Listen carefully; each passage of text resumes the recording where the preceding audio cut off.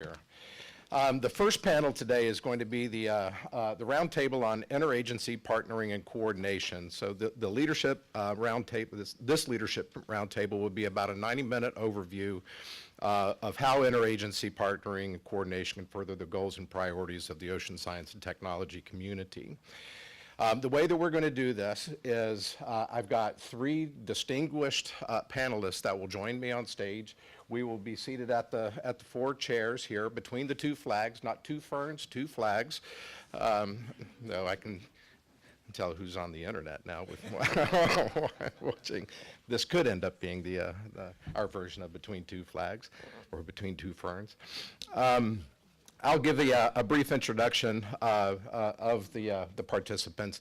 They in turn will give their brief introduction of the initiatives. At that point, we're going to go into a bit of a roundtable. I've got some questions that I've written, as filler questions. Also, we've got questions that were submitted by you all in advance, and so I've got a list of those questions as well. But mostly what we want here is a two-way dialogue. So we're keeping it informal. We'll be seated the whole time. And we would like for you to come forward if you have a question. There are two microphones at the two sides. Remember that if you don't speak into the microphones, the video doesn't hear you. So it's important to go to the microphones to ask your questions. I will help moderate. The panelists will be at their own discretion to how they want to answer those questions, but feel free to ask the questions that you feel are very much burning. A little background from me, I guess maybe why I'm taking on this first panel is that our university is co-located at Stennis Space Center with a number of federal agencies, and that gives us a fairly unique view into how agencies work with each other and also work outside the agency sphere. But if you have been to Stennis Space Center, where the Naval Oceanographic Office and Naval Meteorology and Oceanography is co-located with, I think, 4 line offices of NOAA and NASA, and then a few other agencies that, like USGS, that are also have key vested interests in ocean science and technology. It's a very peculiar place out there. Not just in isolation, but it's to be able to get that view of how agencies work amongst each other and sometimes don't work amongst each other is very interesting to see as a bit of a bystander. So for the next stage, I'm going to do a quick introduction of each of our guests, and as I call your name, if you would please join me on stage. Our first one is Dr. David M. Legler. Now, you have the bios for all of these folks in your handout, in your briefing book there, but I'll just give a few words for as our guests come on stage. So Dr. David Legler, he's the Chief of the Ocean Observing and Monitoring Division within the National Ocean Atmospheric Administration's Office of Oceanic and Atmospheric Research.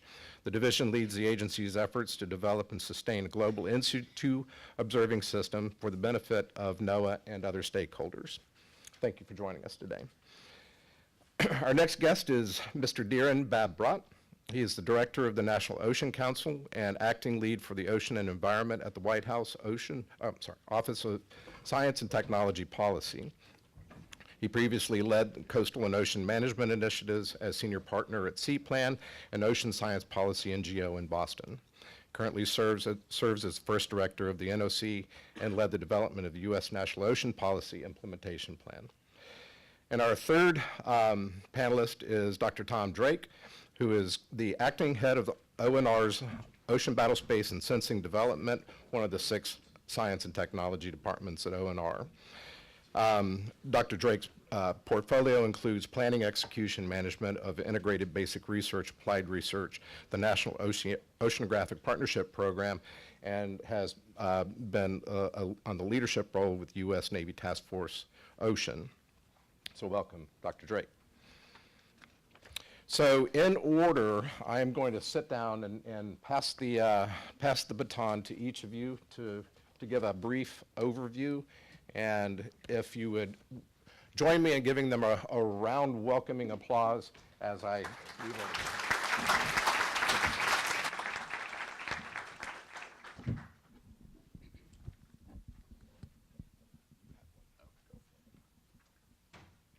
Would you like me to start? Okay, so again, thanks, Monty, and thanks for the invitation to be part of the forum today. For me, it's the first time I've been to this forum, so I look forward to the discussions today and hearing and engaging in a conversation. I've got my notes on my phone as opposed to paper, so that's why I'm looking at my phone. So as some of the previous speakers talked about, the ocean is vast and large, and ocean observing in particular is a wide enterprise, and it's stretched across many different government agencies and public and private sectors. And as part of that, there is this thing called the Integrated Ocean Observing Committee, Interagency, sorry. Its aim is to oversee the efforts of the 12 federal agencies who were mandated and have some role in supporting and developing an integrated ocean observing system for coast and oceans, as some might call it, IUs. Part of the role of this, Interagency Ocean Observing Committee is in fact to be responsive as directed in the ICUs Act of from some years ago. So it has a number of tasks it was charged to do, but it also is the forum for a number of discussions amongst agencies who are charged to develop an observing system for the ocean that seeks and asks questions about what are the requirements for ocean observing system, what are the technical challenges, and then how do we implement in an interagency sense, and how do we overcome some of those challenges and actually implement a system that's integrated and accessible and all those attributes we so highly desire. Some of the activities that we've been carrying out towards that are discussed in a forum that we have regular meetings, bi-monthly meetings. The co-chairs are very active. We have a phone call every week. So it's a very lively discussion. It's very action-oriented. And some of the activities that we've had in the past include a number of what we call finite time-limited task teams. So these have been addressing some of the vexing challenges for ocean observing. And just a few of those task teams I'll talk about include advancing our capabilities in terms of observing biology in the ocean. How should we advance our modeling capabilities for the ocean? Some of our new technologies, such as gliders, how do we support the growing use and adaptation and development of standards best practices for gliders? We have been discussing and more strategic issues about how to support the ocean observing enterprise. So we have been discussing the possibility and what it might look like to have public-private partnerships. And I understand that's a subject of discussion later today in another panel, but I just want to indicate that we have been talking about that. And lastly, let me just indicate that we have 12 different agencies at the table. There is strong support for ocean observing in those agencies. And so we have a discussion about, not about all our trials and tribulations, but we're talking about what does that future look like, as there's quite a significant investment, and there is a priority within many of those agencies to continue that ocean observing enterprise.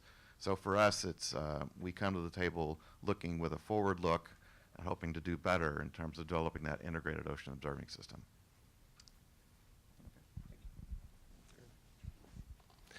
Thank you, and good morning, folks, and thanks for the opportunity to be here.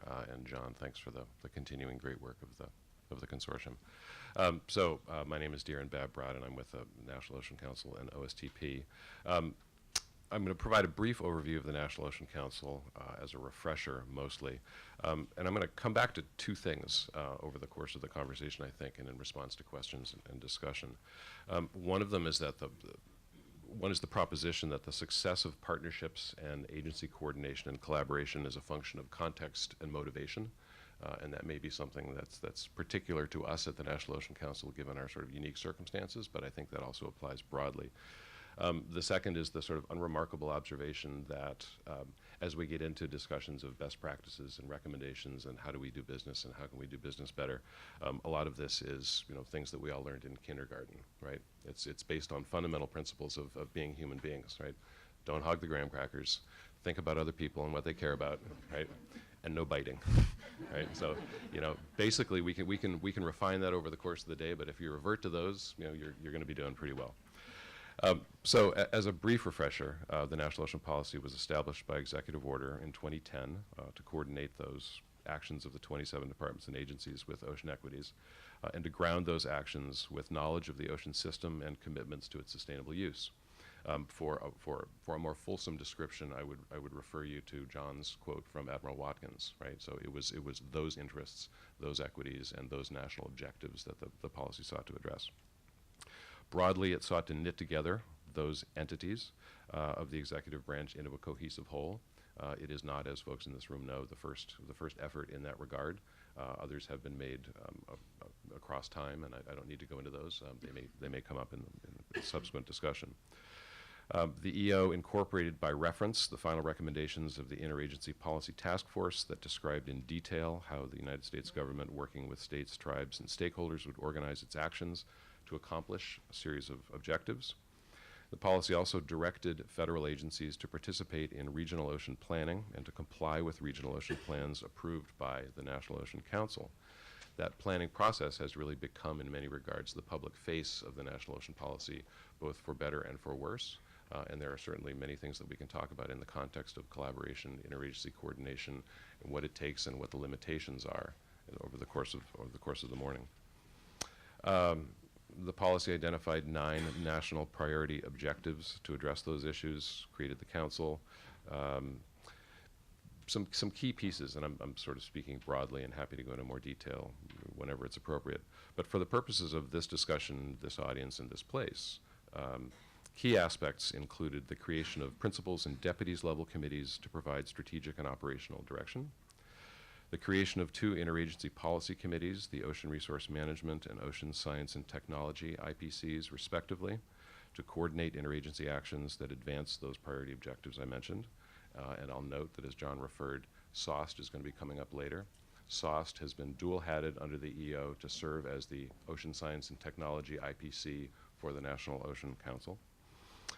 It established regional planning bodies in regions of the United States where states and tribes wanted to develop regional ocean plans. It modified the charter of the Ocean Research Advisory Panel, the FACA body, to encompass the broader interests of the policy. And it also directed that the Deputies Committee of the National Ocean Council would assume the responsibilities of the National Ocean Research Leadership Council, to which ORAP previously reported. It's another thing that there perhaps be an opportunity to discuss pros and cons and what that kind of reorganization through executive action brings with it in terms of the functionality, the outcomes, and the success of the constituent components. Recent key accomplishments include completed regional plans in the Northeast and the Mid-Atlantic, a range of technical products developed through interagency collaboration, and the successful completion of a range of initiatives, from things like illegal and reported unregulated fishing to a rigs to reefs policy that we worked with Bessie on an interagency basis in the region with stakeholders to complete. So overall, the National Ocean Policy, for the purposes of this conversation, represents a complex architecture, a broad sweep of interests, and it's a case study in the strengths and limitations of interagency partnering and coordination, and I think provides, you know, fertile material for further discussion. Thank you. Thanks, Darren. Thanks, John, for inviting me to come and talk to the Public Policy Forum. It's also my first visit here. I've got kind of acronym soup going here. I'm going to talk a little bit about NOAA, the National Oceanographic Partnership Program, and then the U.S. Navy's Task Force Ocean. So I'm from the Office of Naval Research, and the NOAA program and the administration of it falls under us. But I thought I would start with just something I read on the subway this morning on my way here. And that is the discovery of a bottle in Australia that washed up on shore that was thrown in the water by a German scientist in the Indian Ocean in 1886. And I thought, wow, we still don't really know all that much about the Indian Ocean. Although one of our NOAA programs, the Argo Float program, has been a tremendous help in building some of that knowledge. So to tell you a bit about the NOAA program, it was formed by law in 1997. It consists of the whole batch of ocean-interested agencies. I had a list of them. I forgot it. But it's the Office of Naval Research, obviously, NOAA, NSF, NASA, BOEM, USGS. Excuse me if I'm not going to get the whole list of, I think, 17. It is and has been very much a coalition of the willing. Not when it started, had tremendous financial support. The annual budgets in terms of projects funded was well over $20 million per year. We've gone through kind of a nadir, I would say, in the last few years, but we're coming back strong. And I want to give a lot of credit for that comeback to Reggie Beach, who's somewhere here in the audience, program officer at ONR. Reggie, who actually worked early on with the NOP program, is now back. And Reggie has been quite good at bringing other partners to the table. And a key part of Reggie's strategy is to insist that you have to bring money to the table. We call it pay for play. And, and that is really the critical thing that makes NOP successful. Our most recent BAA tackles a couple things that none of these agencies can do on their own. The first topic is CubeSat sensors for ocean sensing. So even the DoD, with all of their money, really can't afford to put sensors in space, small sensors that allow us to explore the ocean environment and add that data into data assimilative models and other things that data is used for. So Reggie has convinced NASA, NSF, NOAA to come together, and we'll be funding a number of projects. They'll start small. We're still figuring out how to pay for the launch, which is by far the most expensive part. So that's one topic we're studying. A long-standing area of interest for the NOP program is in development of ocean sensors. We have another topic area moving in that direction. In fact, one of the special subtopics should appeal to Monty's heart. I read his bio. He's interested in gelatinous plankton.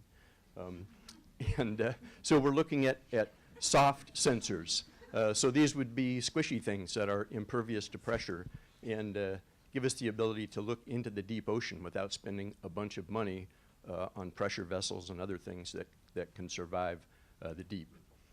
And I think the final topic then is stewardship and improved use of our sea surface temperature data.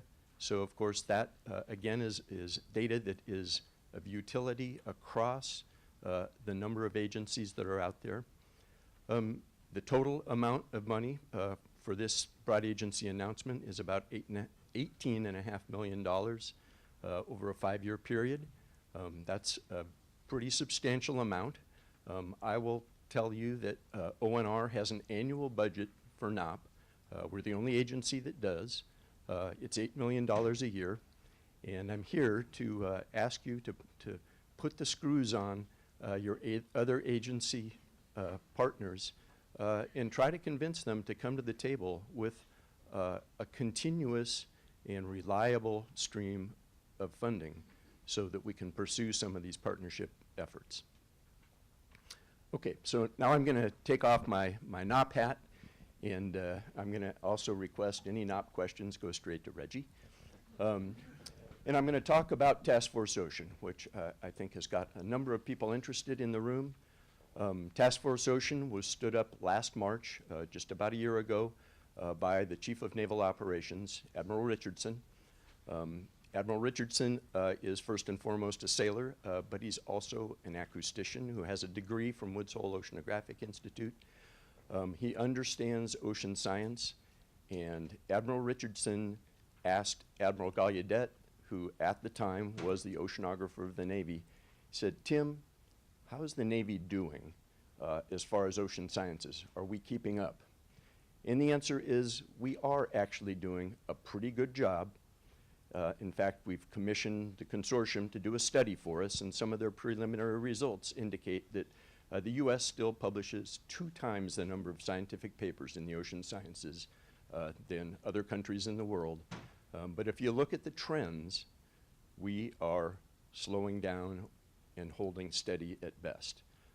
Since I've been at ONR about 15 years, our funding level has been flat. And as you all know, there's inflation, then there's academic inflation. That money just doesn't go as far as it used to. So Task Force Ocean is looking across the spectrum of how the Navy will provide naval superiority based on improved and superior knowledge of the environment. So that starts with our basic research, and I think that's probably the area of most interest to the people in this room. And we got a bunch of people together in the summer. We had 4 large workshops. We looked at observations, we looked at modeling, we looked at applications, so how the Navy actually uses that data, and then we looked at the workforce, whether we have enough people coming into academia and proceeding into places where they can influence the Navy's ability to use the environmental information. Those workshops were very successful, and I think some of you are probably perhaps dismayed that things have been a little quiet since then. And the reason for that is that we realized that to really provide the Navy the superiority they need, we need to go beyond just ocean science. We need to talk to submariners. We need to talk to the people who are actually using ocean data. And so that caused us a period that has been kind of extended where we've had a number of classified discussions about how to move forward. So now we're ready to reemerge. The Chief of Naval Research, my boss, Admiral Hahn, and the new oceanographer of the Navy, John Ocon, we will meet this Friday. Our intent is to have a 5-year roadmap that addresses each of the research areas and the workforce. We're going to try to have that by the end of the month. We're going to have that to the Chief of Naval Operations. That roadmap will contain near-term, the next couple years, mid-term, out to maybe 5 years, and then the future, big plans about how we can ensure our naval superiority. So we're going to be looking at observations, improvements in modeling, and all of these things, especially at the basic research level, require partnerships. I'm going to kind of intertwine NOP again here. One of the big successes of NOP was the development of HICOM, the Navy and NOAA's hybrid coordinate ocean model. We run that model now operationally at 1/25th of a degree. It's a huge supercomputing exercise. It runs a couple times a day.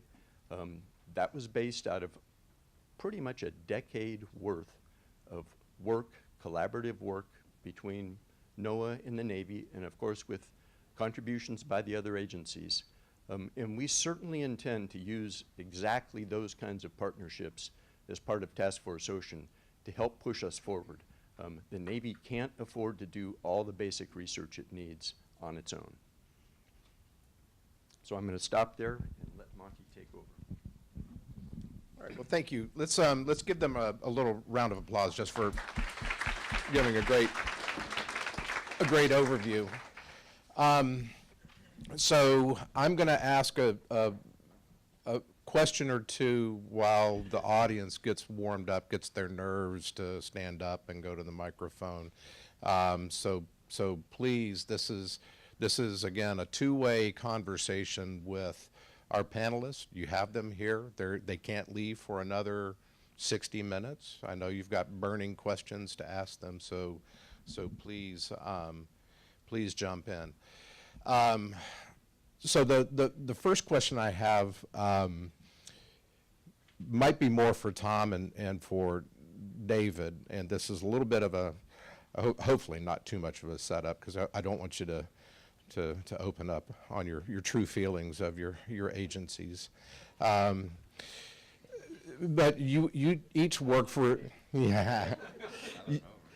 You each work for very large agencies that have multifaceted approaches, and you're tasked with dealing with partnerships across agency boundaries. But if you turned around and look back at your own agencies, you'll see that you're also having to develop intra-agency partnerships as well as forming inter-agency partnerships outward. So if you could maybe give us just, I'm asking this question up front because I think it's a little more contextual for how we develop the beyond the border questions that hopefully will come from the audience. But if you could speak a little bit about how you deal with the intra-agency partnering aspect as well as the interagency partnering aspect, that would be useful. Thank you.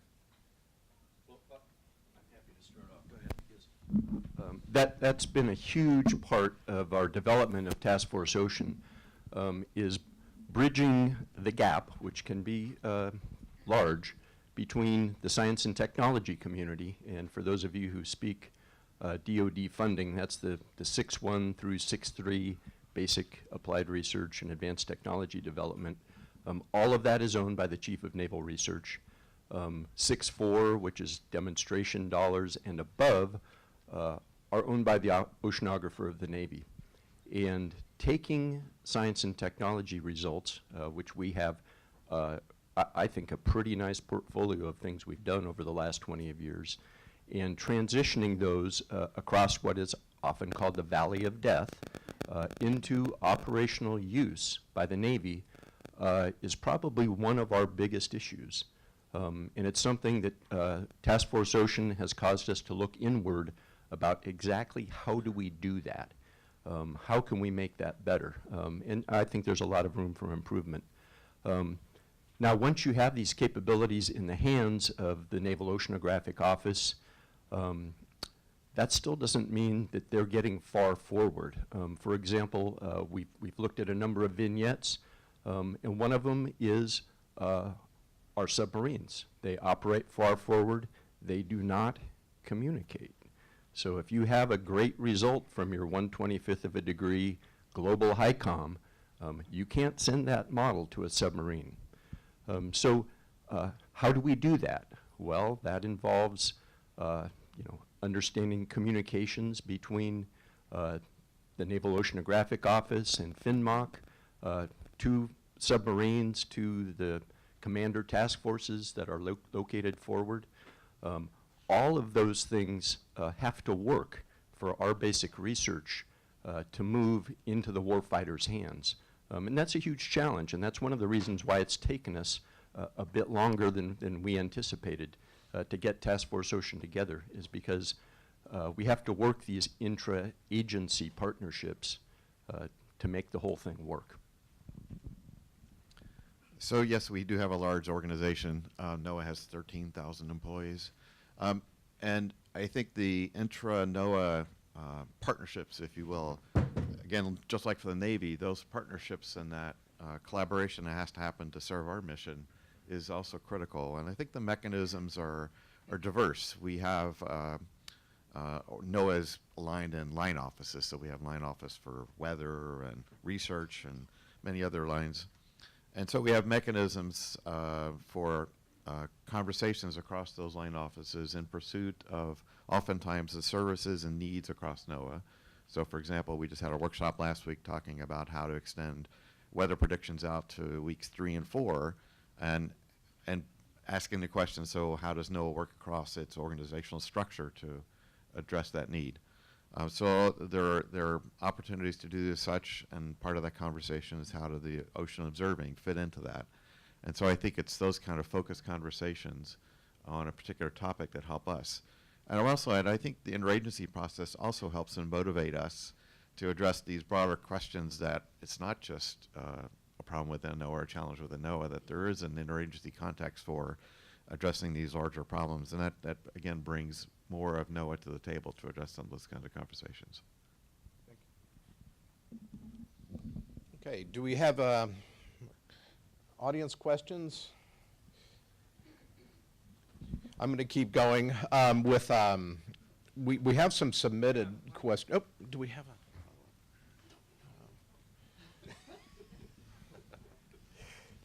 Hi, Bob Winokur with the Michigan Tech Research Institute. This is for Tom. Since I participated in TFO workshops, you mentioned the roadmaps. Are they going to be unclassified and available? Great question, Bob. So the answer is there will be more than one roadmap. So yes, there will be a public version that will be available to all of you. And then we'll have for a subset of the academic community, which holds clearances, they'll be able to look at other pieces.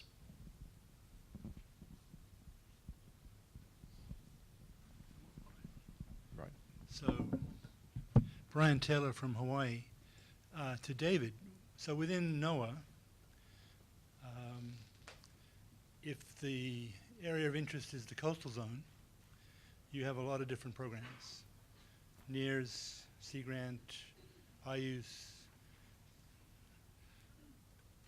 But as one who's involved in all of those, I don't know that I see the coordination focused on the impacts and the outcomes of those disparate pieces of NOAA. Want to comment? Thanks, Brian, for the question. I think NOAA does continue to have challenges to integrate across all those perspectives, and I guess from the lens that you're talking about, yes, it may not appear that that integration on the sort of impact side is there. And I don't have the magic bullet to be able to answer that question. That's something we continue to struggle with. NOAA has a set of strategy councils that we also try to exercise to bring these types of questions and try to develop long-term strategies and actions to address exactly those kinds of questions. So it may be possible to, for example, to more fully exercise those kinds of councils and bring these types of questions to help guide all the pieces of activities that might feed into those kinds of questions and needs. As a follow-up, do you think something like you've got a water thing which crosses lots of different parts of NOAA, right? Would it be possible to constitute a coastal water equivalent? So there is a water project being developed within NOAA that crosses and touches upon many of those things you're talking about. So I'm not the expert on that particular activity, but I know that the IUS program has been intimately involved in those kinds of discussions, and I can't speak for the other groups that you mentioned. But that is one area where, again, these types of topical ideas are bringing the sometimes disparate groups within NOAA together collectively to talk about how to address those needs.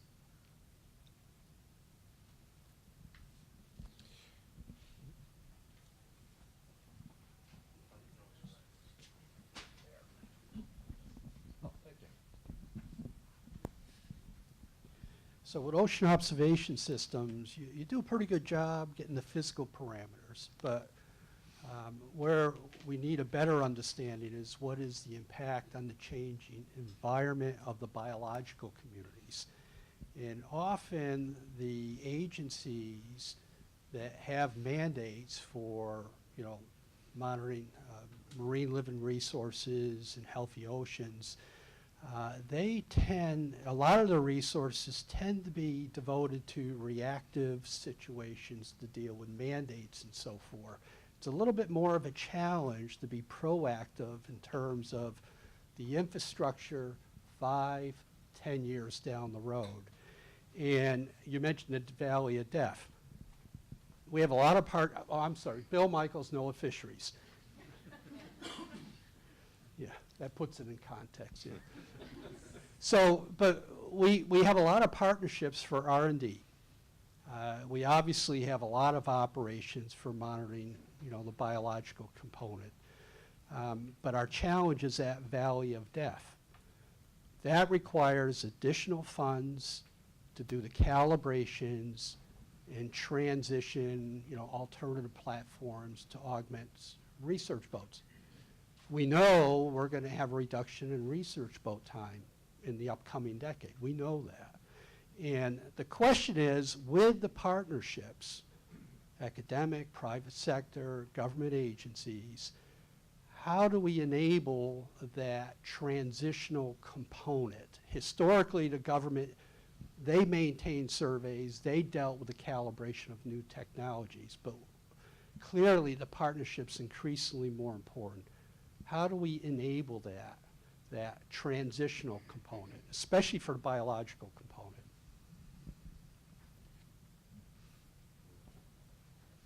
Well, I'll take one quick shot at that. So the Office of Naval Research has had a marine mammals program for quite some time. We used to have a large marine biology program. As funding remained steady, we kind of collapsed some of our interest down, but we maintain a very strong program in marine mammals. And I will say that it's proactive, but it's meant to keep us out of trouble so that the Navy's ability to train and to operate isn't impacted by us having negative effects on marine mammals. We don't have enough money to do that, so we have partnered a great deal with BOEM, with NOAA, to look at some of these areas. And one of the successes, partially funded by NOP, has been the animal telemetry network. One of the things that we've discovered, and it's starting to get increasing, I think, exposure in the Navy community, is that animals are an incredible source of data. Reggie has done a study where he put bands around the necks of cormorants, and these things take so many profiles in a day, you can't believe it. So there are, I think, potential for these partnerships, and we've got a couple of examples of things where they've worked well. But again, it's been kind of a coalition of the willing. Reggie's been great, twisting arms and exploring some of these new capabilities. But I don't have a good solution for that. So, Bill, let me respond to that. I was also going to raise the ATN issue as one of those, particularly for biological variables. I think that's a good example where there was discussion started in the IOC where the agencies brought to the table this challenge about animal telemetry and the needs. And so the first question we raised is, so what are the sort of requirements? And we didn't really have a good sense of what, if you're going to transition it, why are we transitioning it? Why we should, who's going to, what are the needs to sustain that, and what are those requirements? So we had a task team, a bio task team, to try to identify the variables and try to make some sense out of the requirements and what those look like, what variables and things. And then within the IOC, we also spun up, based on that interagency interest, this ATN, a couple of task teams starting way back in 2014 to help develop this ATN capability. And that's now been, that effort has now transitioned into a quasi-operational activity. So if you go to the IU's website under ATN, you'll find that you can now access all that telemetry information thanks to the investment by the Navy and BOEM and a few others. Another way to answer your question, and it's similar, on the international sort of front, it's the same kind of question. We're looking to, in terms of the observing space, we're thinking about this, what we're using the framework for ocean observing, which is it's a framework which tries to describe sort of the types of things you're talking about. If you think of a observing system as evolutionary, that you have some thought about, first you want to identify the requirements, and then identify the some activities that could start to begin to do some pilot projects on developing the technology, and then you want to transition that into something sustained and have that evolutionary cycle and feedback into requirements. And so that's been part of our thinking on the global front, and it's now been coming down into the consideration on the national scale, how to organize and frame these kind of conversations. I think the challenge we're also faced in not only the transitioning of those technologies into regular space, but it's also, you have additional requirements for the biological space. We have a number of existing systems, observing systems already out there for the physical, based on physical observing, or observing the physical environment. And there's also some, I think there's opportunities there to commingle those and take advantage of those platforms. So the bigger question, I think, on the table is, over the next decade, how do we consider all those new requirements and new variables in the biological space and those in the physical space and come up with a system that could help do all of those? So to me, that's one of those grand challenges that I think are really interesting. And I think technology is going to be a big part of that solution space. So if I could follow up with maybe all of you can contribute to this a little bit. So if you have using this one as the example, technology and ocean and observing systems and transitions. So if you have the partnership that 5 agencies, no names, and you have 5 discrete missions that each agency brings to the table, and the mission is directed by law, right? And so you can't work individually outside the law. And if you create a partnership program or partnering effort, that partnering effort also has to be guided by law. You just can't get in a room and say, hey, this would be great to do something. Let's create something new. You still have to bring law to the table. And so that law can either be the friction or it can be the lubricant behind how you develop these new, in this case, transitional technologies. And so how do we get, is the system work as efficiently as it needs to develop partnering programs, or does it need to be nudged in some way? And is that new thing, is that top-down driven by the agencies? Hey, I need something for my mission, so I'm going to go and grab somebody else, but I need to ask for permission first. Or is there a mechanism to get it from the community bottom up? And if so, how do we do that? So, okay, I'll go back to one of the examples Tom gave. I think it's both. So the Argo example is a good example where there was a technology developed largely by NSF, as I recall, and that technology clearly had an application for what NOAA saw as part of its mission of monitoring global oceans. And so through that development process, through the NOP support process, through some top-down sort of management and engagement, that came to NOAA. NOAA took on that responsibility. So I would call that an example of both. There was a bottoms-up, and I think it provided the applications were clear and compelling. And it was a slam dunk, I would say. So to me, that's the best example. So it was both. And we saw, both those agencies engaging in that interagency process under a different set of alphabet soup names and acronyms. But to me, that was a success. So I think it's actually both.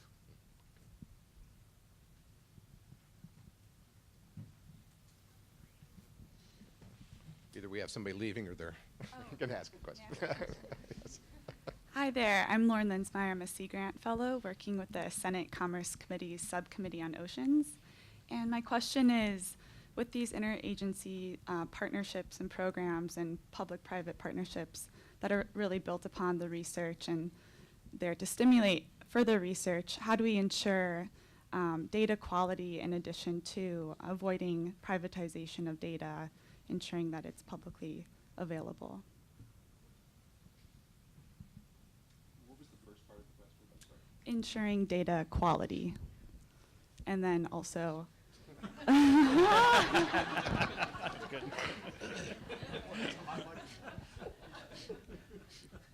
So I guess from I don't know when I want to go to answer the private part of that, but from our agency's perspective, and I think the agencies that I engage with, quality is an inherent attribute that has to be ascribed and be part of that data flow.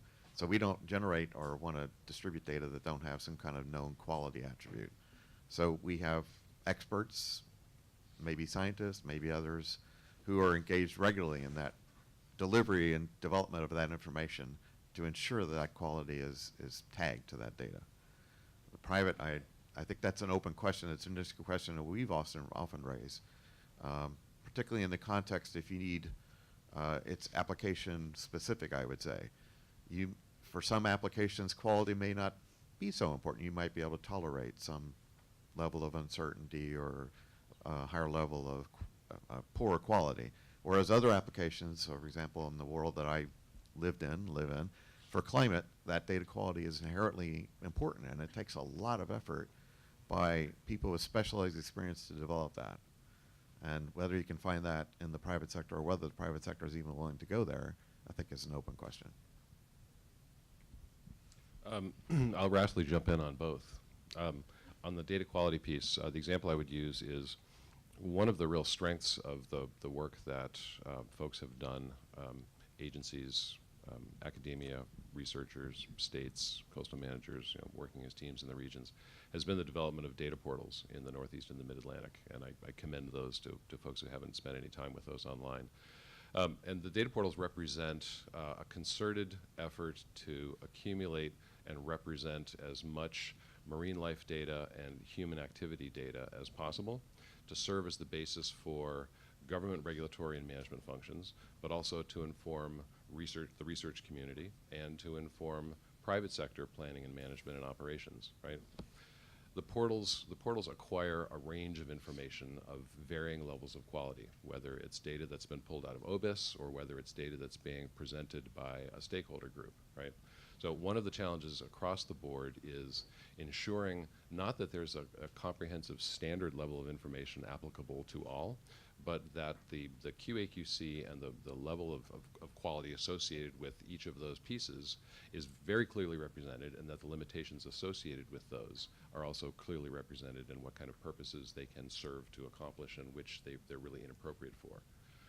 The larger issue is making that available through a process that after the initial acquisition, the data is then reviewed by agency staff in the context of their particular mission. So for example, marine mammal data is evaluated by folks for the Northeast at GARFO, and it is then represented as spatial data in formats which allow them to apply that immediately in a regulatory context. So rather than getting a project, having to go look at raw marine mammal data and then figuring out what's applicable and how it works, you've already got, either as a private applicant or as a government regulator, the ability to go in, pull that data, and begin applying it. Subject critically, and this has been the point of a lot of discussion and some contention, to those kind of caveats and full discussion about what is the quality of that data and is it applicable in this context, right? There was a second piece on that and I've forgotten what that was. Privatization, thank you. And so on the privatization side, I will now jump to wear my OSTP hat, right? One of the things that OSTP is strongly interested in, as consistent with and as a way to advance top-line administration priorities, is pushing data out as much as possible to enhance and encourage the entrepreneurial use of that by the research community, by the private sector. Now that's different from privatization, and that's not getting into what those kind of concerns are. But if folks go back to, and another piece of information I would commend to you is the OMB OSTP budget guidance document that we produce annually on the R&D investment guidance, right? So that specifically addresses, what OSTP is doing in advancing the administration priorities, in part, is trying to push data out, liberate that, make opportunities available, and take advantage of the skills, experience, resources, knowledge, and ability to create solutions that government may not be able to through the use of that data and information. So, one comment about the data quality. A lot of data, it's becoming clear, is useful for many things. Everybody's heard the buzzwords big data and all that. As long as you have some metadata that tells you a bit about that data, we are finding, in fact, a study of global bathymetry, which the Navy continues to be interested in, can be improved by going back and looking at data that was discarded because it wasn't clear, the provenance wasn't clear, but the fact that you've got a lot of that data and you can probe it for inconsistencies with some of these new techniques that we desperately need in the Navy to really look at the huge amount of data that we have collected down at NAVO about the water column, about the seafloor. So I think the quality of data is always important, but I think we need to look forward to some of these using some of these techniques to rescue data that might otherwise sit on the shelf.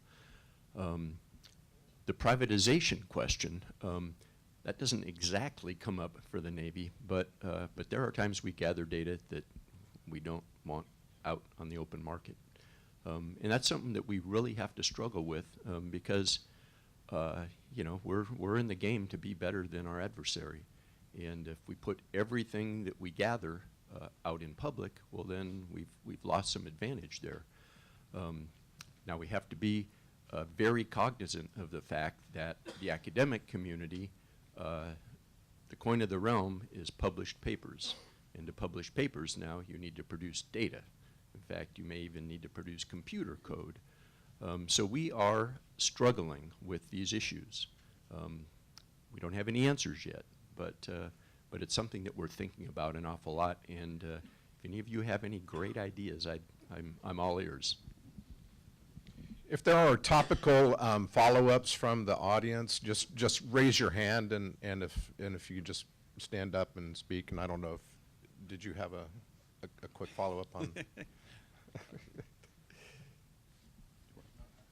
Well, it'll be a different subject. Yeah, that's what I was going to say. If you know, before we switch subjects, you know, feel free to join the conversation. I have a topical follow-up on the biodiversity question. I'm Reggie Beach. I'm trying to hide in the back. I did want to indicate that following on Bill Michael's question about the observing of biologicals, that NOAA did convene and has an ongoing robust committee on biodiversity. It's one of our subcommittees. There was an interagency committee meeting held in 2010 on a marine biodiversity observing network. I don't know if Gabrielle Canonico, Jim Price, or Woody Turner from BOEM and NASA respectively are here, but they're the leads on the Marine Biodiversity Observing Network. I know, Bill, it's not quite as satisfactory as observing all commercial fisheries, but from microbes to whales, there's 5 ongoing projects funded through NOAA with those 3 program officers that I mentioned leading it.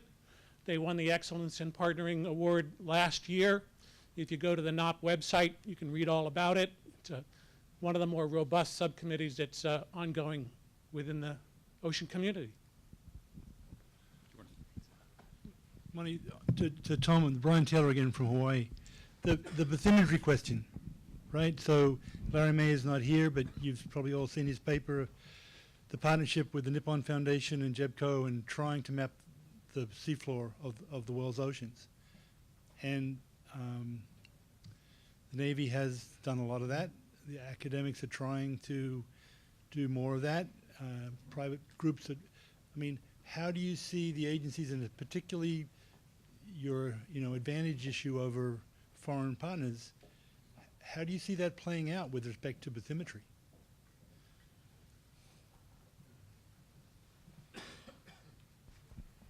That's a tough one. I have to think hard about that. We're in the business of kind of hoovering up every bit of bathymetry we can get our hands on. We do outfit all of our UNOLS vessels with, deep sea multi-beam sonars so that we can gather data every time we move around.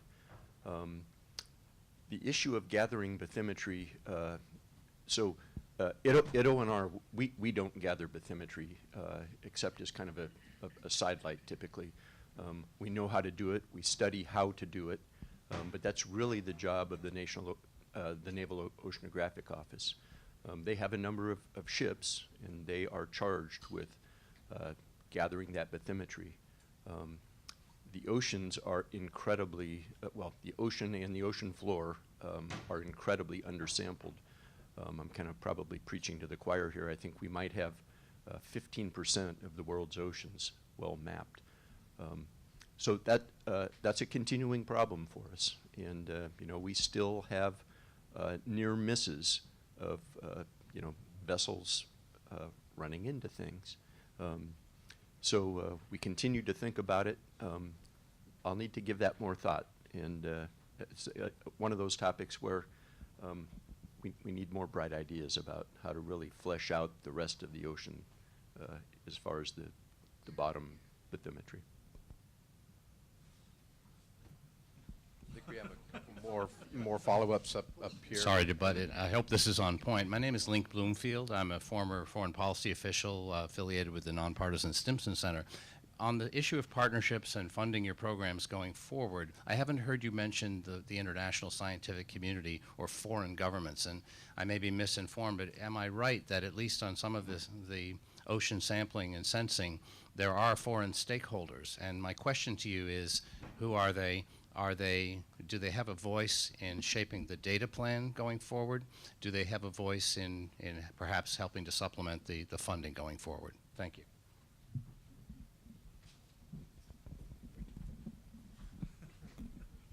Stereo. Yeah, okay. I'll address that first. Within the IOOC, we have excellent connections with the international community. We bring to the table to our own personal engagements and leadership in those endeavors for global ocean observing. So I think in that sense, that's well connected. Within the agencies themselves, there's a fairly robust, at least in our agency, and I think, and others would say the same, there's a fairly robust set of relationships with our international partners who are, coming to the table with ideas and resources to work towards some mutually shared goals. So I would say that's a rich fabric of conversations, meetings, exchanges of people, ideas, workshops, plans. It's a very rich environment. So I would say, I think if I understand your concerns, I think some of those are being addressed both within agencies and also interagency-wise. But I'll add. Yeah, so if I didn't mention international partnerships, the head of the Navy, the Chief of Naval Operations, would have my head. That's part of his maritime design. So at ONR, we have a very strong international program. We have 8 offices as part of ONR Global. They're scattered all over the globe. South America, Europe, we're opening a new office in India. So we have had extensive international collaborations in the Western Pacific for the last 15 years. So we were there 10 years before the swing to the Pacific. I personally have run programs with Vietnam for 9 years. We share data with them. We share expertise. It has opened the door for us. I think we have sometime in the very near future the first visit by a naval vessel, an aircraft carrier, the Carl Vinson, to Da Nang. We were there 5 or 6 years ago with our research vessel Ravel. I mentioned India. We work closely with the Sri Lankans. We've had extensive work with the Philippines, the Taiwanese, even the Chinese. In fact, we've had the Chinese and the Taiwanese on the same research vessel. So we've got very extensive collaborations, and now we are continuing across the Indian Ocean, and in fact, we're starting to reinvigorate our interest in the North Atlantic, working with a number of our European partners. We'll go. I would just throw one quick piece in there. I would add the Arctic as a really significant environment in which there's just tremendous multilateral participation. Examples of that include we hosted at the White House the first Arctic ministerial last year. The second ministerial is being convened this summer by the EU, by Germany, by Finland. We're working, or beginning to work with ONR and the SOTA program on an interagency basis for work later the fall. So the Arctic, there are innumerable examples of bi and multilateral engagements in that realm. Okay, remember, no biting over there, Terry. Hi, Amy Trice, Ocean Conservancy. Tom, with Task Force Ocean, you're talking a lot about filling data gaps and looking at the different needs around oceanography. Darren, you're talking about regional data portals and all the interagency data that goes into that and the collaboration. NOAA's obviously wanting to fill certain data gaps around fisheries and other things. So I'm wondering, from a Task Force Ocean or even an NOPP perspective, what's the mechanism to look at those data gaps and to see what these other agency needs are And then how does those then fill into these other initiatives?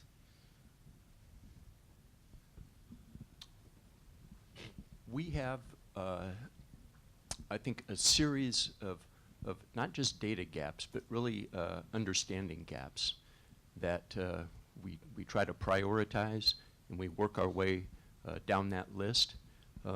So to focus on data perhaps really wouldn't be an ONR topic. That would be more of the operational Navy side. We're interested in data as a way to test hypotheses and throw that hypothesis out and go for the next one. So the way we look at gaps is, I think, comes from a different perspective. We might be trying to understand how do near inertial internal waves form, in the northern Atlantic. How do they generate mixing? And then we'd look around to see, does anybody have any data sets that might be relevant to that? And we're pretty effective. I mean, our scientists are pretty effective at finding data and things like that. So a lot of that work from that perspective of using data to test hypotheses, we rely very much on the academic community to do it. Okay. Terry, the floor goes to Texas. Terry Quinn, the University of Texas at Austin. I thought the winter storm Quinn was supposed to miss Washington, but no, I'll do the best I can. My question is really about an assessment on where we need improvements on turning ocean observations into ocean predictions.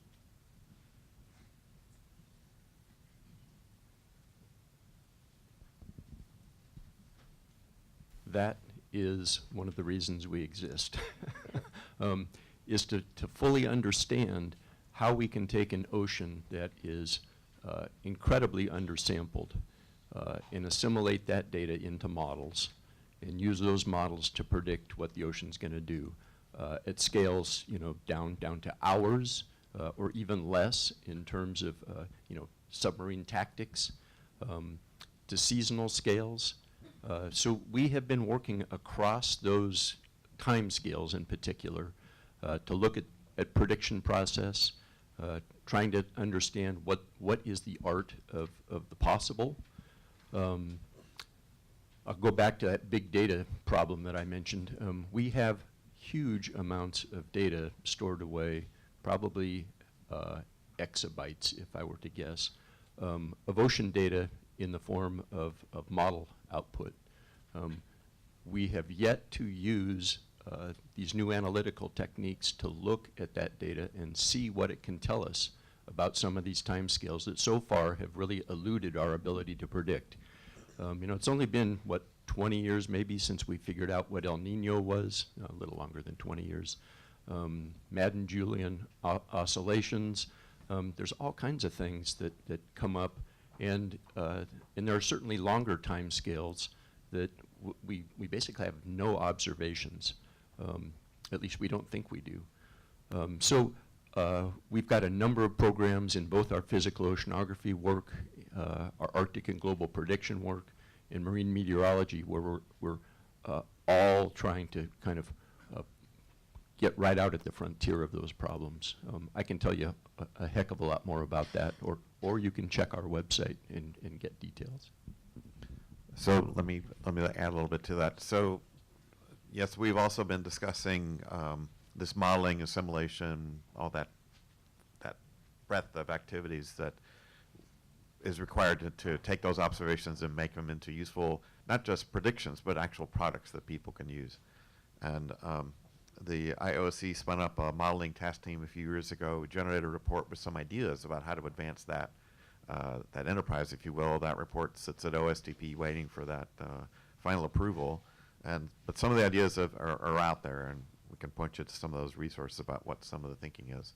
I think on the international front, as Tom said, there are projects and discussions going on all the time about how to advance those capabilities. And I'll just take the tropical Pacific as a key example, since Tom brought it up. We've had an observing system in the tropical Pacific for 30 years. It was designed 30 years ago, before we had Argo, before we had satellites. We had a modeling system that's it's a challenging problem to get those models to even replicate and predict basic conditions such as sea surface temperature, which the atmosphere responds to most directly. And we're still vexed with some of the very complex challenges and processes.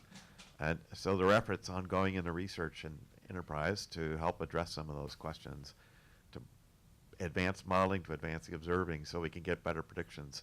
I think we're also realizing that inherently the system is more coupled than we realized. So it's not just ocean predictions, it's also how do you predict that coupled environment, whether it's ocean land or ocean atmosphere or ocean ice, that it's no longer satisfactory to say you're just going to do an ocean model. ICOM probably isn't going to solve some of those problems alone by itself. So it's partly still very much a research topic, and I think also the modeling and assimilation capabilities are, as you say, really critical to carry out. So I'll go with Frank, and then we'll switch over to this microphone next. Good morning. Frank Schwing with NOAA Fisheries Office of Science and Technology. And nice seg into the question I was going to ask, which is new sensors, platforms, and models are producing huge volumes of data. One of our challenges is just how are we going to archive and store these at an agency level. But let me give you a more specific challenge is how do we develop the methodologies to, in an automated way, interrogate these data that are coming in, distill out the information that we need for timely decision making. And so my question to all of you is, how do we incentivize those partners out there who are developing in the private sector these sorts of automated approaches so we can apply them to government-related decision making?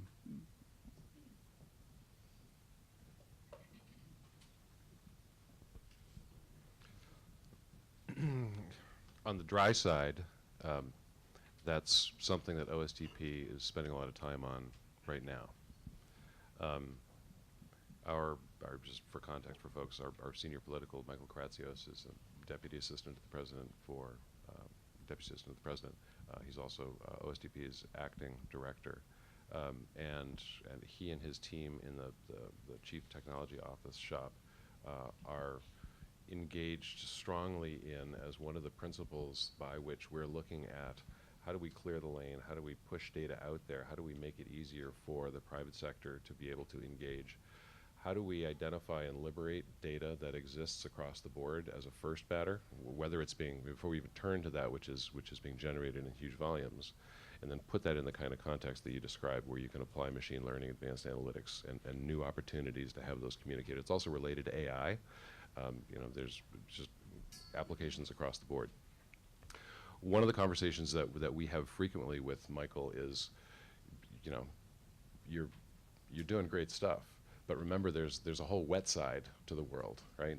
These are folks from San Francisco. They've worked in tech. They've got great ideas and they know how to sort of build those collaborations, but they're not used to thinking about things that are wet.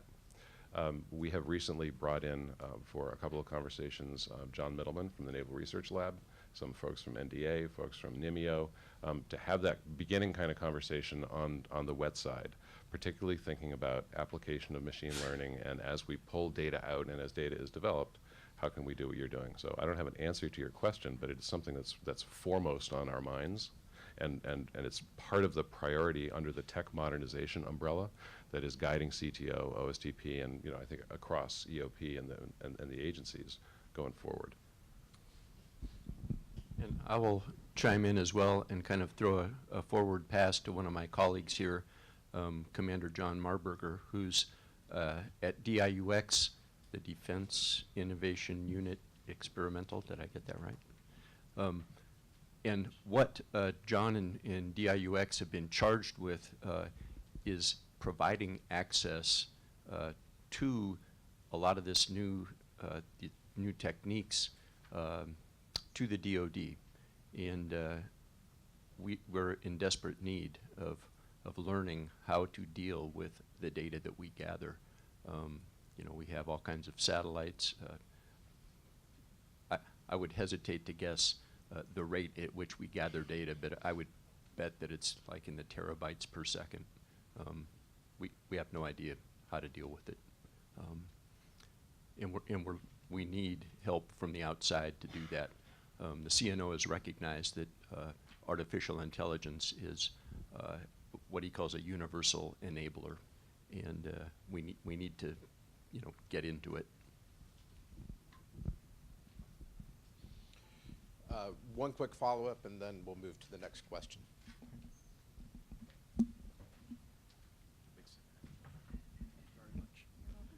Bill Michaels, NOAA Fisheries. Very interesting discussions. I think tether of significance between the various missions are really important. What I heard was priorities, commonalities across priorities. What I also heard was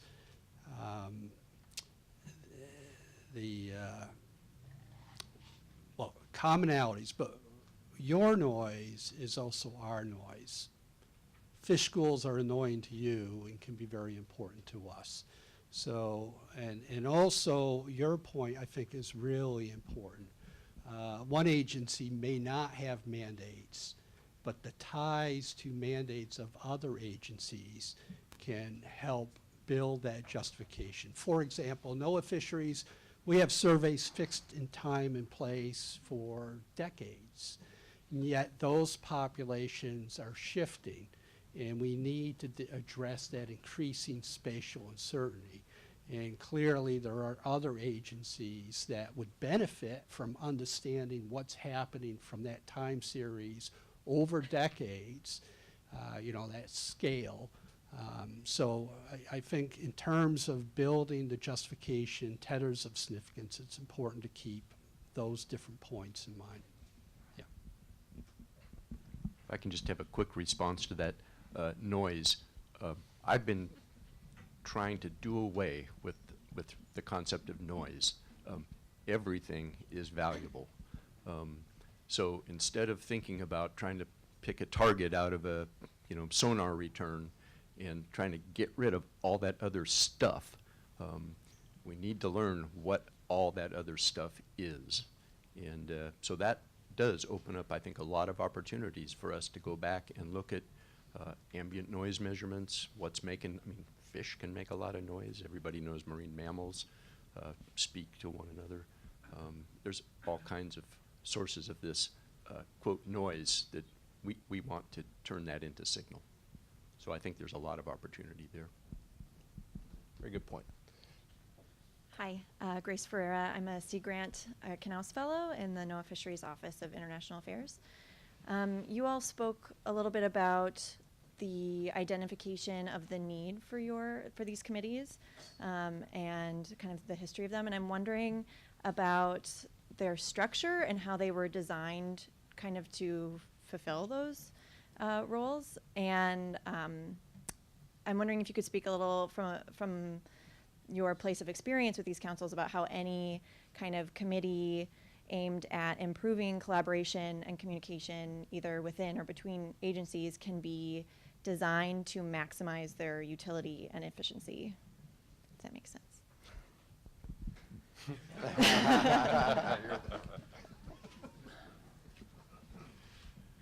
Okay, there's a lot there. Yeah, sorry.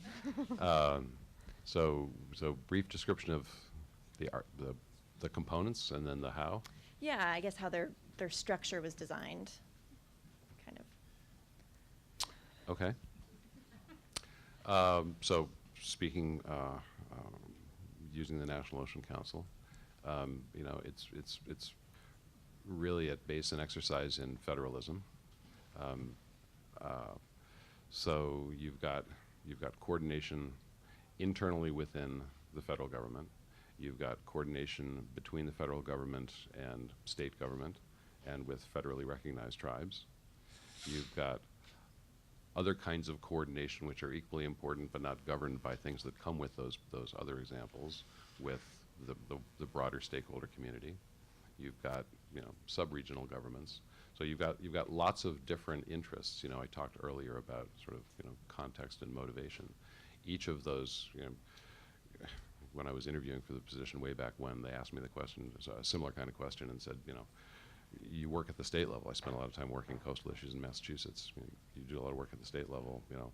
What's the concept of how this emerging policy at the federal level? And my answer was, because I was sure that I was just there as a filler on their interview list, was, every level of government thinks the one that's above it is a pain in the ass. So, how do you build that into, build that motivation into it? So I guess this also goes back to an earlier response, which was the coordination within an individual department that has a range of subunits. So, first of all, you're trying to accommodate internal departmental or agency interests as part of your organization structure. Then you're working across departments and agencies to bring all those folks to the table, and those all happen within sort of the federal family sphere. And there's a body of interest and ability to communicate in a way that's not when you begin to pull in states, tribes, other kinds of pieces. One of the issues the macro issues with the National Ocean Council was in seeking a sort of comprehensive, put your arms around all of the issues, all of those levels of government, all of those interests. It created a very complex ecosystem of circles and arrows and boxes talking to other boxes and doing those kind of pieces, right?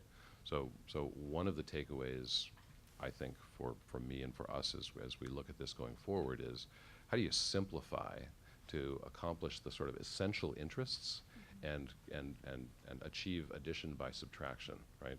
What we're trying to get done is some pretty basic, simple stuff. It's very complex in its action. But we do that better perhaps by focusing on fewer higher level interests and having that internal organizational structure organized so that the folks who have the interest, who create the pull for the information, whether that's out of industry or the stakeholder side, whether that's a government mission on an agency side, what do I need to get done, whether that's advancing an administration priority specifically, you create the opportunity for success by ensuring that there's a direct thing that you're trying to accomplish, and then you create the most simplified process possible to achieve that, and then you move on to the next thing. I don't know if I came close to what you were looking for, but that's a first cut. Yeah. Do you want to? So I'll just, in a practical sense, so the Interagency Ocean Observing Committee was set up by law. Mm-hmm. It has a specific set of committee members, so it's all the federal agencies who are involved in establishing and essentially observing the oceans and Great Lakes. And so it was set up by law. We have a structure that was identified for us, and that's continued since the law has now expired. It's up for renewal, but we continue on because we find it of value. And it sounds to me like there's still an aspect of, the law mandates, but there still has to be ownership, right? The partnering entities, just like kindergarten, they have to come to the table and want to partner in on this, or else their role in that is relatively meaningless. And so that'll be interesting to see how, especially within NOC, I don't, if you have any particular challenges with that. Yeah, well, I was just going to observe also that so this goes back to context, right? If you're operating in an organization that's been authorized by Congress, where the macro equities have been sorted out, compromises have been made, and society as represented by their elected representatives have sort of said, here are the compromises we accept, and here's the system going forward. We may not love all of it, but here's what works across the board. You have a very different ability, and you have more elbow room within the definitions of the law and how you interpret it appropriately. But you've got that basis because many of those hard issues were sorted out. It's perhaps more challenging sometimes, and for the National Ocean Council it certainly has been over time, working in an environment created by an executive order, which by definition is an expression of a particular administration's take on the world, which hasn't been through that larger vetting, right? And so people who come to the table then are operating in that environment, and it sort of creates, there's a nexus between, it's sort of fluid between your ability to have that authorization and be able to move forward smartly, and to have to be more sensitive to participants around the table when everybody is there at the direction of an executive order and sort of sorting through what are the limits of our ability to push the envelope in a given policy direction.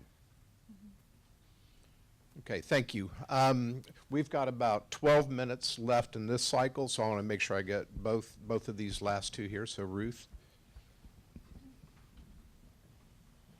Ruth Perry, Shell Oil Company. I wanted to come back to some of the partnering and the gaps, and actually you just gave me a bit of a trigger, Darren, when you said pull from industry. And I want to broaden that to industries, because you're talking about that there's some limitations in the federal interagency partnership and collaboration, but there's a number of industries that can bring things to the table that can help fill the gaps.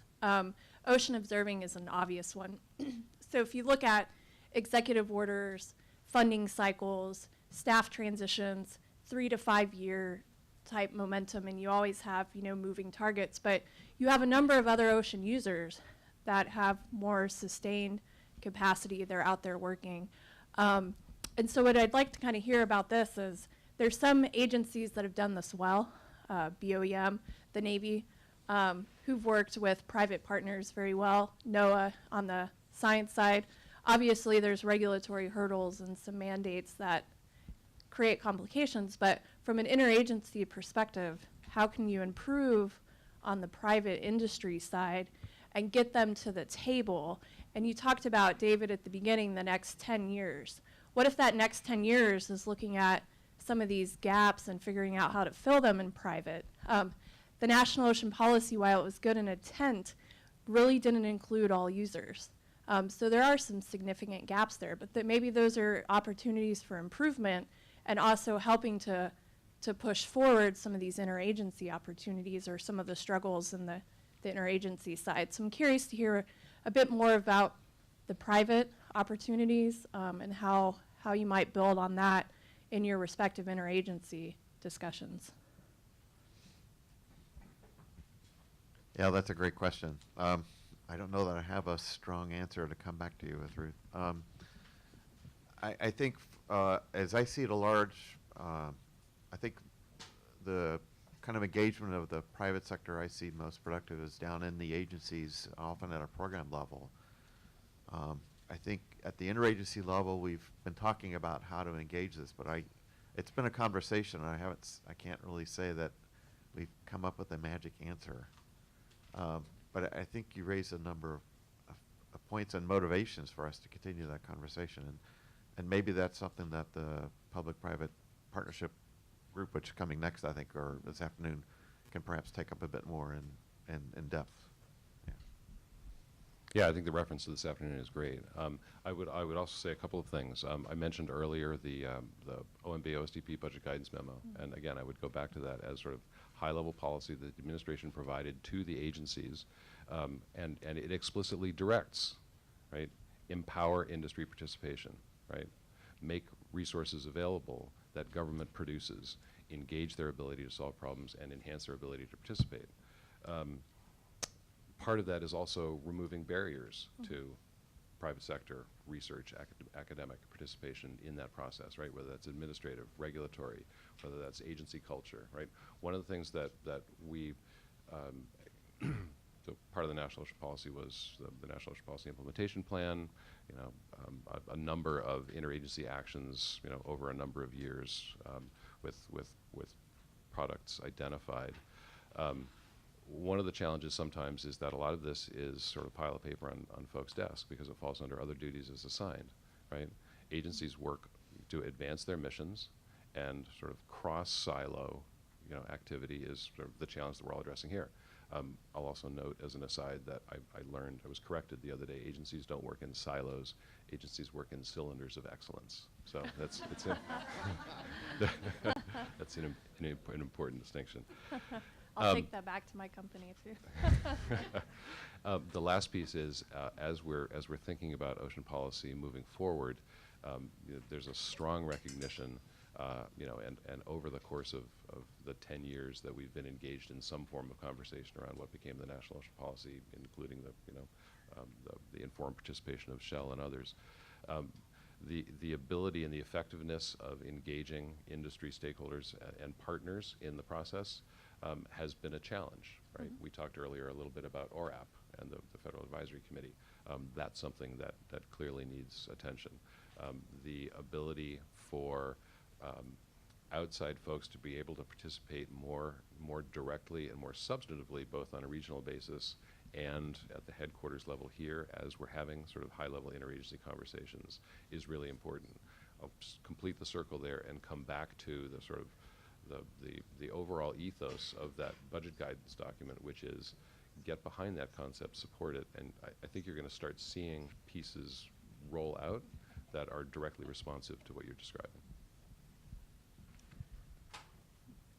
Okay, thanks. And one last one on this side. I'm really glad to be last. This is Susan Roberts. I'm the director of the Ocean Studies Board at the National Academies.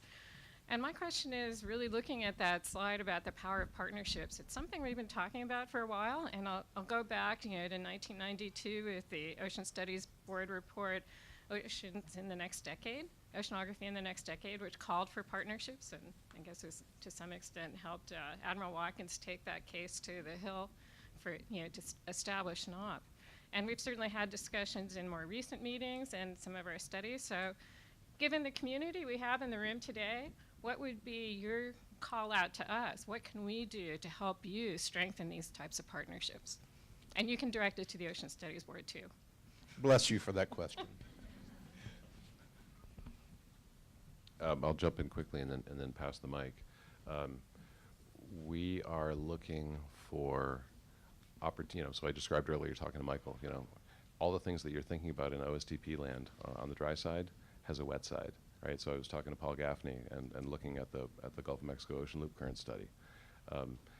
We've done at OSTP to date in this administration a lot of work on autonomous vehicles and drones, and there's a drone PM, and it sort of creates the opportunity for government regulators to be able to allow flexibility so that industry can do the kinds of things they can't do with overflight, out of line of sight, all those kind of pieces. Michael, all those kind of challenges are also directly related to UAVs and operation of autonomous vehicles in the water. So let's start thinking in that direction, right? And I just completely lost my train of thought, Susan. Well, I guess is there anything specific to the community? Oh, thank you. Come to us, right? I'm not speaking across the administration, but I'm speaking for OSTP. We are looking for, and again, looking at that, that budget guidance memo is, we want to open up opportunities for the research community, for the private sector, to bring solutions out there and say, here's what government has traditionally done. We're looking at organizing that effort and that community in a more effective, different way that galvanizes and takes advantage of the problem-solving capacity of the world outside of government. There are things we do that we do well. There are things that we want to spend less money on, or we want to aim in different directions. And so we need to partner, and we want the sort of the catalyzing participation, and we want to hear from you what we can do in order to help make that happen better going forward, right? So we're working closely with NOAA on a number of components that are S&T related, because Admiral Gallaudet has, as an inside player, picked up that same kind of piece. Bring ideas, bring initiatives. How can we refine weather forecasting models? What kind of science and technology is necessary? What kind of focused investments in that allow us to refine the ability to forecast hurricane tracks, right? Human safety, national security, domain awareness. Those sort of top-line administration priorities I talked about earlier, create huge opportunity for the participation of everybody in this room to be part of doing things in a different way that addresses those kinds of solutions.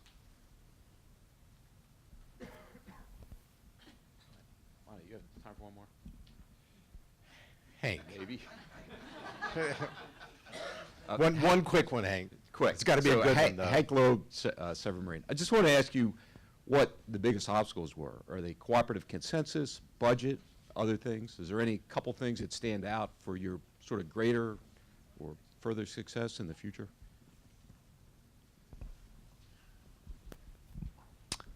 We're all, just speaking for our committee, and I see this across the federal government, we're all there in these interagency committees because we feel there's value and there's a purpose, and we feel we can achieve a lot.